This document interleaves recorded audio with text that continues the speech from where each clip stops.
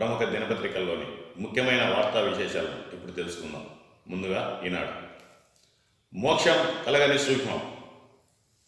Corona కష్టం, నేడు Trump discharge. గట్టెక్కిన గడబిడే. Covid నుంచి కోలుకున్న వారిలో చాలామందిని వేధిస్తున్న సాధారణ సమస్యలు. వీటిని ప్రధాన అంశాలుగా ఈనాడు దినపత్రిక పేర్కొంది. మోక్షం కలగని సూక్ష్మం. ప్రధానంగా ఆంధ్రప్రదేశ్ వ్యవసాయాధారిత రాష్ట్రం. సూక్ష్మ సేద్యానికి తక్కువ నీటితో ఎక్కువ ప్రాంతం సాగయ్యే విధంగా సూక్ష్మ సేద్యానికి ఆంధ్రప్రదేశ్ రాష్ట్రం ఎంతో పేరున్నది. అయితే ఖరీఫ్ సీజన్ ముగిసిన ఇప్పటికీ సూక్ష్మ సేద్యం సంబంధించి ఏమాత్రం కేటాయింపులు లేవని, ఇంతవరకు నిధులు ఇచ్చింది శూన్యం అంటూ ప్రధానమైన వార్తను ఈనాడు పత్రిక బ్యానర్ చేసింది. లక్ష్యం 3,05,000 ఎకరాలు కాగా సాధించింది మాత్రం 0. బడ్జెట్ కేటాయింపుల్లో మాత్రం 412 కోట్లు కేటాయించారు. ఇప్పటి వరకు ఖర్చు చేసిండేది ఏమాత్రం లేదు. నాబార్డు 616 కోట్ల రూపాయలు ఇచ్చినప్పటికీ అడుగు ముందుకు పడలేదంటూ ఈనాడు పత్రికలో సూక్ష్మ సేద్యంపై ప్రధానమైన కథనాన్ని, రైతాంగానికి సంబంధించిన ప్రధానమైన కథనాన్ని ప్రచురించింది. ఇకపోతే గట్టెక్కిన గడబిడ. కోవిడ్ నుంచి కోలుకున్న వారిలో చాలామందిని సమస్యలు వేధిస్తున్నాయంటూ ఒక కథనాన్ని ఈనాడు ప్రచురించింది. కరోనా కోరల్లోంచి బయటపడిన కొన్నిసార్లు అది శరీర అంతర్భాగంలో సృష్టించిన అలజడులు ఛాయలు వేధిస్తున్నాయి. ముఖ్యంగా ఎక్కువ కాలం ఆక్సిజన్ అవసరమైన వారిలో కొందరిని శ్వాసకోశ సమస్యలు చుట్టుముడుతున్నాయి. ఊపిరితిత్తుల్లో గట్టిదనం ఏర్పడుతుండటంతో ఏదో ఒక సమస్యతో మళ్ళీ ఆసుపత్రికి రావాల్సిన పరిస్థితులు ఎదురవుతున్నాయి. లక్షణాలు తీవ్రమైతేనే ఆలస్యం చేయకుండా అత్యవసర చికిత్స పొందాలని వైద్య నిపుణులు సూచిస్తున్నారంటూ గట్టెక్కిన గడబిడే అంటూ కరోనా బారిన పడి కోలుకున్న తర్వాత కూడా సమస్యలు వేధిస్తున్నాయంటూ ప్రధానమైన కథనాన్ని ఈనాడు ప్రముఖంగా ప్రచురించింది. దీంతోపాటు తెలుగుదేశం పార్టీ అధికార ప్రతినిధిపై కారు అద్దాలు ధ్వంసం చేశారు. ఇంటి ముందు నిలిపి ఉండగా దుండగులు దుశ్చర్యకు పాల్పడ్డారంటూ మరో కథనాన్ని కూడా ఈనాడు పత్రికలో ప్రముఖంగా ప్రచురించారు.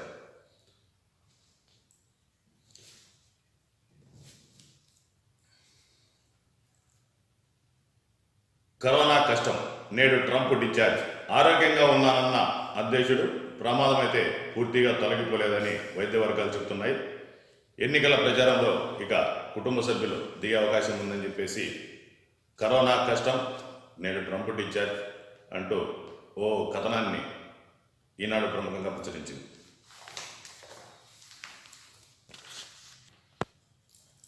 తెలుగుదేశం పార్టీ నేత పట్టాభిరామి ఇంటి ముందు కొందరు దుండగులు దుశ్చర్యకు పాల్పడ్డారు. ఆయన ఇంటి ముందు నిలుకొన్న కారును ధ్వంసం చేశారు. ఈ సంఘటనకు సంబంధించి తెదేపా నేత కారు ధ్వంసం అధికార పార్టీ పనేనంటూ పట్టాభితో పాటు తెదేపా నాయకులు ఆరోపిస్తున్నారని ఒక కథనాన్ని ఈనాడు ప్రముఖంగా ప్రచురించింది. అయితే ధైర్యంగా ఉండాలంటూ పట్టాభికి టీడీపీ అధినేత చంద్రబాబుతో పాటు ప్రధాన కార్యదర్శి లోకేష్లు ఫోన్లో పరామర్శించినట్టు అందుకు సంబంధించిన విషయాలను ప్రముఖంగా ఈనాడు ప్రచురించింది. ఇకపోతే అనంతపురం జిల్లాకు సంబంధించిన వార్తల విషయానికి వస్తే ఈనాడు పత్రికలో అంగట్లో సడేమియా, అంగన్వాడీ కొలువులకు బేరాలంటూ ఒక కథనాన్ని ప్రముఖంగా ప్రచురించింది.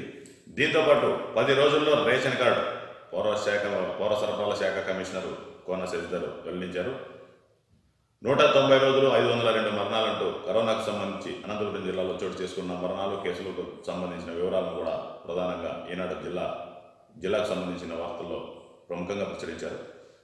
అంగట్లో సడేమియా, అంగన్వాడీ కొలువులకు బేరాలు, నకిలీ ధ్రువపత్రాలతో యత్నాలు, నేటి నుంచే మౌఖిక పరీక్షలు. ప్రధానంగా ఈరోజు నుంచి అంటే సోమవారం నుంచి మౌఖిక పరీక్షలు, ఇంటర్వ్యూలు నిర్వహించనున్నారు. దీని నేపథ్యంలో భారీ ఎత్తున అంగన్వాడీ పోస్టులకు సంబంధించి మండల, గ్రామ స్థాయిలోనూ, మండల స్థాయిలోనూ దళారులు, కొంతమంది చోటామోటా నాయకులు దళారులు అవతారం ఎత్తారని, పోస్టులు ఇప్పిస్తామంటూ లక్షల రూపాయలు బేరాలకు దిగుతున్నారంటూ ప్రముఖంగా ఒక కథనాన్ని ప్రచురించింది.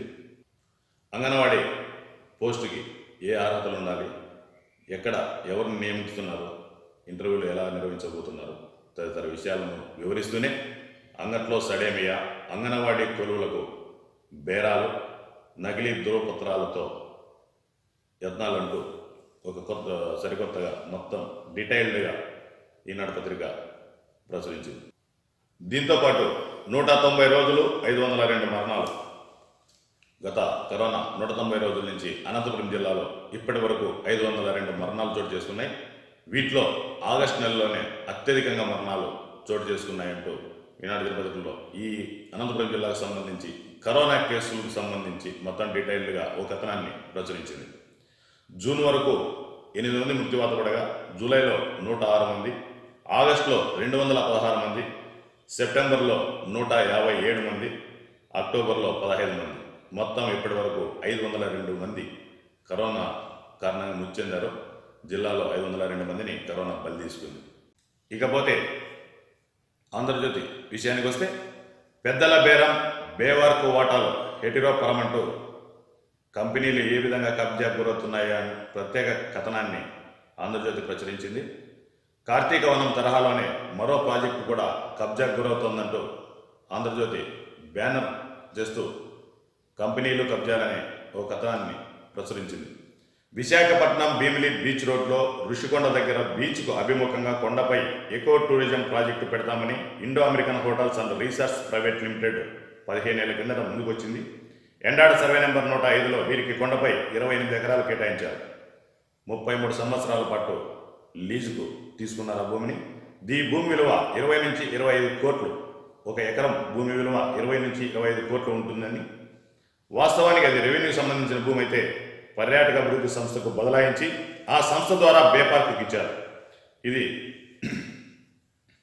ఇది కోస్తా నియంత్రణ మండలి పరిధిలో ఉండడంతో నిర్మాణానికి కేంద్ర అటవీ పర్యావరణ మంత్రిత్వ శాఖ నుంచి అనుమతులు రావడం ఆలస్యమైంది. అంతర్జాతీయ ప్రమాణాలతో 1,00,000 చదరపు అడుగుల విస్తీర్ణంలో వెల్సెల్ సెంటర్ కూడా ఏర్పాటు చేశారు. 100కు పైగా రూములు, విదేశీ హోటల్లో ఉండే ఇన్ఫినిటీ స్విమ్మింగ్ పూల్స్ నిర్మించారు. ఒక రకంగా చెప్పాలంటే ఇది medical tourism project. Yoga, naturopathy, acupuncture, hydrotherapy ఇలా ప్రకృతి సిద్ధమైన వైద్యం అందించేలా ఈ రిసార్ట్స్ను ఏర్పాటు చేశారు. అయితే ఈ రిసార్ట్స్పై పెద్దల కనబడిందని, పరిపాలనా రాజధాని వచ్చేస్తుందనే ప్రచారం పెట్టారు. దాని మాట ఏమో కానీ అప్పటి నుంచి విశాఖలో ఒక్కో కంపెనీని కబ్జా చేస్తున్నారంటూ ఈ కథనంలో పేర్కొంది. ఈ కోవలోనే బే పార్కు బేరం కూడా సాగుతుందంటూ ఆంధ్రజ్యోతి కథనాన్ని ప్రచురించింది. జగన్ సతీమణి, రాష్ట్ర ముఖ్యమంత్రి జగన్ సతీమణి భారతి బే పార్కుకు 2 సార్లు వచ్చారు. ఎదురుగా సముద్రం, ఇన్ఫినిటీ స్విమ్మింగ్ పూల్ వంటి విదేశీ హోటళ్ల హంగులు, తీర్చిదిద్దినట్టు ఉన్న ఆకృతులు, 100కు పైగా విశాలమైన గదులతో 1,00,000 చదరపు అడుగుల్లో పరుచుకున్న ఈ రిసార్ట్ ఆమెకు నచ్చేసింది. ఇక్కడ ఎకరా 20 కోట్లకు పైమాటే. అందులో కొంత భాగాన్ని సీఎం నివాసంగా మార్చడానికి దాదాపు రంగం సిద్ధమైనట్టు అప్పట్లో ప్రచారం జరిగింది. ఇది జరిగిన 2 నెలలకే బే పార్క్ యాజమాన్య హక్కులు మారిపోయాయి. అనూహ్యంగా హెట్రోకు మేజర్ వాటాలు దక్కేలా బే పార్కులో పెద్దలు బేరం కుదిర్చారంటూ ఈ కంపెనీలు కబ్జాలనే కథనంపై ప్రత్యేకంగా ఆంధ్రజ్యోతి ఒక కథనాన్ని ప్రచురించింది. దీంతోపాటు విశాఖ నగరంలో ఫ్లోటింగ్ క్యాసినోలు అంటూ మరో కథనాన్ని ప్రచురించింది. ఫ్లోటింగ్ క్యాసినోలు అంటే ఇన్నాళ్ళు గోవాలోనే కనిపించేవి. ప్రస్తుతం మన విశాఖ సముద్ర తీరంలో కూడా వాటిని చూడబోతున్నామంటూ ఆంధ్రజ్యోతి ప్రత్యేకంగా ఒక కథనాన్ని ప్రచురించింది. గోవా తరహాలో ఈ క్యాసినోలు ఏర్పాటు చేయడానికి రాష్ట్ర ప్రభుత్వం యోచిస్తోంది. అందులో భాగంగానే కేంద్రానికి కూడా అనుమతులు ఇవ్వాలని అభ్యర్థించినట్లు సమాచారం అంటూ ఆంధ్రజ్యోతిలో కథనం ప్రచురితమైంది. ఈ క్యాసినోల్లో పోకర్, రమ్మీ వంటి జూదాలు, పంద్యాల నిర్వహణ జరుగుతుంది. వీటిపై పలువురు ఆసక్తి చూపుతారు. తరచూ గోవా, దుబాయ్కి వెళ్తుంటారని, విశాఖలో ఏర్పాటైతే వారి దృష్టి ఇటే ఉంటుందని, తద్వారా ఆదాయాన్ని పెంచుకునే అవకాశం ఉంటుందన్న ఉద్దేశంతో విశాఖ సాగరంలో ఫ్లోటింగ్ క్యాసినోలు ఏర్పాటు చేసే విషయంలో రాష్ట్ర ప్రభుత్వం అడుగులేస్తోందంటూ ఒక ప్రముఖ కథనాన్ని ఆంధ్రజ్యోతి ప్రచురించింది. పోరాడుతా జయిస్తా, వచ్చే రోజులు నాకు నిజమైన పరీక్ష. ఆసుపత్రి నుంచి ట్రంప్ వీడియో సందేశం అందించారు. ఇంకా ప్రమాదం నుంచి బయటపడలేదు. ఆయనను జాగ్రత్తగా పర్యవేక్షిస్తున్నామని వైద్యులు చెబుతున్నారు. శుక్రవారమే ఆరోగ్యం క్షీణించిందని వైట్ హౌస్ ప్రకటించింది. కోవిడ్ బారిన పడ్డ అమెరికా అధ్యక్షుడు డొనాల్డ్ ట్రంప్ ఆరోగ్య పరిస్థితి ఇంకా ఆందోళనకరంగానే ఉందని, ఆయనకు రెండో డోసు రెమ్డెసివిర్ ఇచ్చారు.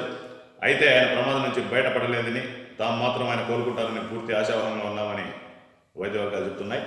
దానికి సంబంధించి ప్రముఖ కథనాన్ని ఆంధ్రజ్యోతి ప్రచురించింది. ఇకపోతే టీకా మందు ఎవరికి, నెలాఖరులోగా ప్రాధాన్యత జాబితా ఇవ్వండి రాష్ట్ర ప్రభుత్వాలను కోరిన కేంద్ర ప్రభుత్వం. జూలై నాటికి 50 కోట్ల డోసులు అందుబాటు, 25 కోట్ల మందికి పంపిణీ. నార్కోటిక్ బ్యూరో డీడీ మల్హోత్రాకు పాజిటివ్. సుశాంత్ కేసులో దీపికను విచారించింది ఈయనే. కరోనా బారిన cine heroine Tamannaah, MLA Durgaraju Srinivas కన్నుమూత అంటూ కరోనాకు సంబంధించిన ఒక ఇష్యూను ఆంధ్రప్రదేశ్ ప్రకటించింది. వచ్చే ఏడాది జూలై నాటికి కరోనా టీకా మందు అందుబాటులోకి వస్తుందన్న అంచనాతో ఉన్న కేంద్ర ప్రభుత్వం ఏ వర్గాల వారికి ముందుగా పంపిణీ చేయాలో ప్రాధాన్యత కలిగిన జాబితాను ఇవ్వాలని రాష్ట్ర ప్రభుత్వాలను కోరింది. నెలాఖరులోగా సంబంధిత జాబితాను సమర్పించాలని నిర్దేశించింది. కరోనాపై పోరులో ముందు వరుసలో ఉన్న ఆరోగ్య సిబ్బందికి ముందుగా పరిగణలోకి తీసుకోవాలని కూడా సూచించింది. ట్విట్టర్ వేదికగా నిర్వహించే సండే సంవాద్లో కేంద్ర ఆరోగ్య కుటుంబ సంక్షేమ శాఖ మంత్రి డాక్టర్ హర్షవర్ధన్ ఈ మేరకు వివరాలు తెలిపారు. ఫాలోవర్లతో సంభాషించిన ఆయన టీకా పంపిణీకి సంబంధించి కేంద్ర ప్రభుత్వం విధి విధానాలను రూపొందిస్తోందన్నారు. ఇకపోతే ఆంధ్రజ్యోతిలోని అనంతపురం జిల్లా వార్తల విషయానికి వస్తే, అనంతపురం జిల్లాకు అరకొర సరఫరా, తీరని యూరియా కష్టాలంటూ ప్రముఖంగా రైతులకు సంబంధించిన వార్తను బ్యానర్ చేసింది. ఉన్నతాధికారుల దృష్టికి తీసుకెళ్లిన ఫలితం శూన్యమని ఆందోళనలో అన్నదాతలు రైతు భరోసా కేంద్రాల్లో రిజిస్ట్రేషన్తో సరిపెడుతున్నారంటూ యూరియా పంపిణీ జరగడం లేదు, పూర్తి స్థాయిలో యూరియా అందుబాటులోకి తీసుకురాలేదనే ఇష్యూ పైన ఒక ప్రత్యేక కథనాన్ని ప్రచురించింది. దీంతోపాటు నేటి నుంచి అంగన్వాడీ పోస్టులకు ఇంటర్వ్యూలని 8వ తేదీ వరకు డివిజన్ల వారీగా నిర్వహించనున్నట్లు ఆంధ్రజ్యోతిలో కథనం ప్రచురితమైంది. దీంతోపాటు అంగన్వాడీ పోస్టులకు సంబంధించి ఎవరైనా ప్రలోభ పెడితే 14400కి ఫిర్యాదు చేయండి కలెక్టర్ ప్రకటించారు. ఆ వార్తను కూడా ఆంధ్రజ్యోతి ప్రధానంగా ప్రచురించింది. నాకు తెలియకుండా పోస్టింగ్ అలా జరగకూడదంటున్న ప్రజాప్రతినిధి, తహసీల్దార్ నియామకంలో రాజకీయ జోక్యం అంటూ మరో కథనాన్ని ఆంధ్రజ్యోతి ప్రచురించింది.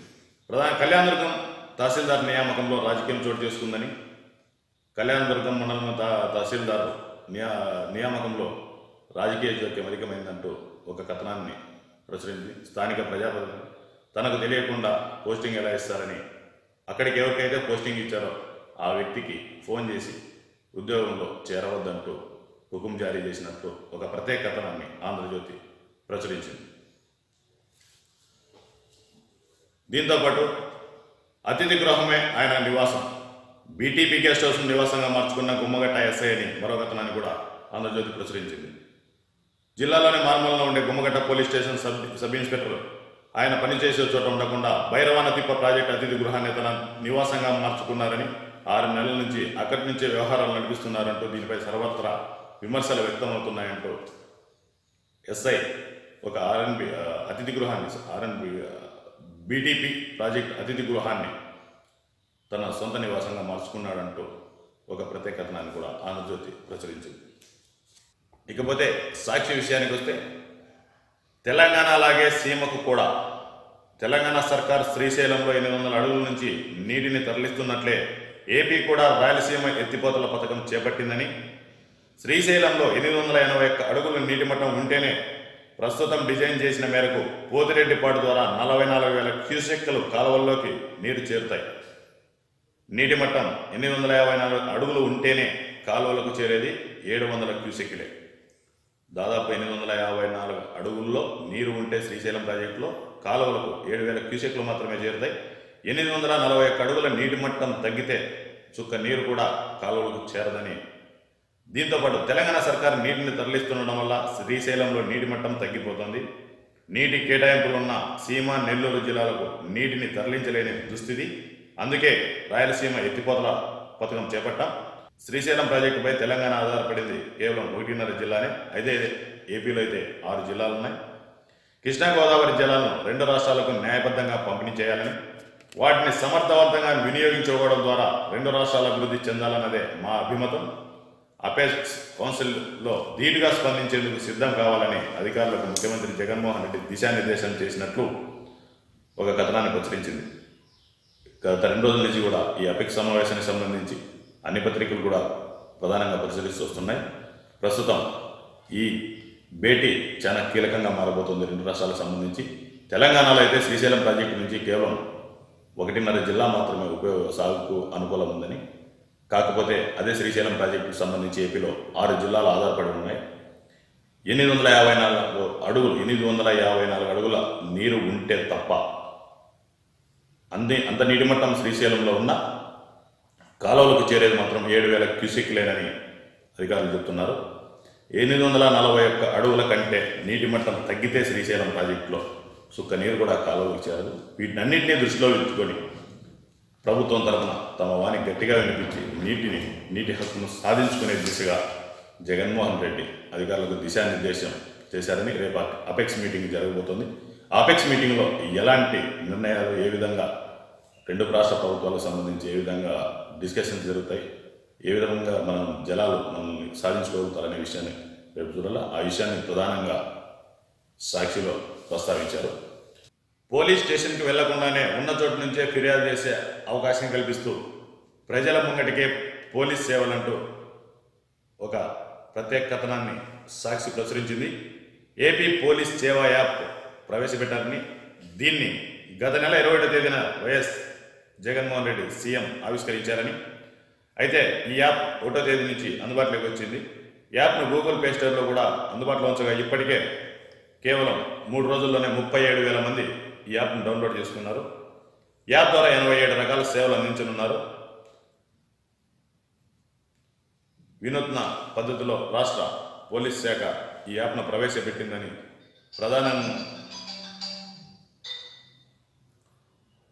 వినూత్న తరహాలో ఏపీ పోలీస్ యాప్ను ప్రవేశపెట్టిందని, ఏపీ పోలీస్ సేవా యాప్ను ప్రవేశపెట్టిందని ప్రధానంగా ఒక కథనాన్ని సాక్షి ప్రచురించింది. అన్ని పోలీస్ స్టేషన్లో కూడా సీసీ కెమెరాలు ఏర్పాటు చేయాలని, పోలీసుల్లో పారదర్శకత, జవాబుదారీతనం తీసుకురావడంతో పాటు సుప్రీంకోర్టు ఆదేశాలకు అనుగుణంగా రాష్ట్రంలో ప్రతి పోలీస్ స్టేషన్లో సీసీ కెమెరాలు ఏర్పాటు చేయాలని ప్రభుత్వం నిర్ణయించింది. ఈ మేరకు పోలీస్ శాఖ టెండర్లను కూడా ఆహ్వానించింది. ఈ ప్రక్రియ ముగిశాక సీసీ కెమెరాల ఏర్పాటును త్వరితగతిన చేపట్టనున్నారని మరో కథనాన్ని కూడా సాక్షిలో ప్రధానంగా ప్రచురితమైంది. ప్రజలకు మెరుగైన సేవలు అందించాలన్నదే సీఎం వైఎస్ జగన్ ఆశయం.